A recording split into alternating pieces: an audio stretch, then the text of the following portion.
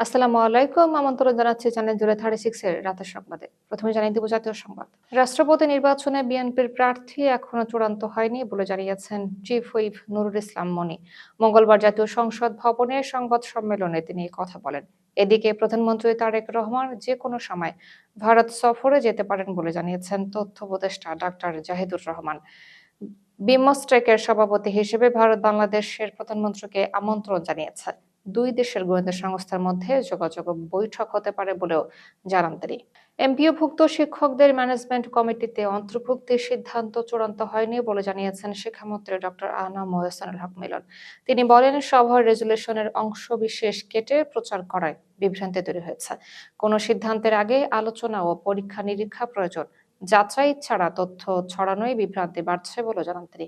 আপত্তি থাকলে আন্দোলনের বদলে আলোচনার মাধ্যমে সমাধানের আহ্বান জানিয়েছেন মন্ত্রী। জামায়াত থেকে বহিষ্কৃত সংসদ সদস্য গাজী নজরুল ইসলামের বিষয়ে চূড়ান্ত সিদ্ধান্ত নিয়েছে সংসদ সচিবালয়। তার বিরুদ্ধে প্রয়োজনীয় আইনি ব্যবস্থা নিতে নির্বাচন কমিশনে চিঠি দেওয়া হয়েছে। ইসি আসনটি শূন্য ঘোষণা করলে বিষয়টি সংসদে জানানো হবে। তবে দল থেকে বহিষ্কার হওয়ায় তার সংসদ সদস্য পদ সরাসরি বাতিল হচ্ছে না, কারণ তিনি দল থেকে পদত্যাগ করেননি এবং দলের সিদ্ধান্তের বিরুদ্ধে ভোটও দেননি।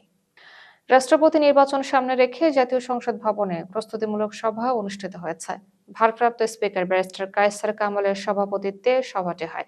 নির্বাচনের জন্য সংসদ কক্ষ, লজিস্টিক সহায়তা ও সদস্যদের উপস্থিতি নিয়ে আলোচনা হয়েছে। প্রয়োজনীয় প্রস্তুতি দ্রুত শেষ করার পরামর্শ দেওয়া হয়েছে। ইসির তফসিল অনুযায়ী আগামী 20 আগস্ট সংসদে রাষ্ট্রপতি নির্বাচন হবে। সরকারের বিভিন্ন মন্ত্রণালয়ের 180 দিনের কার্যক্রম মূল্যায়ন করা হচ্ছে বলে জানিয়েছেন তথ্য উপদেষ্টা ডাক্তার জাহিদুর রহমান।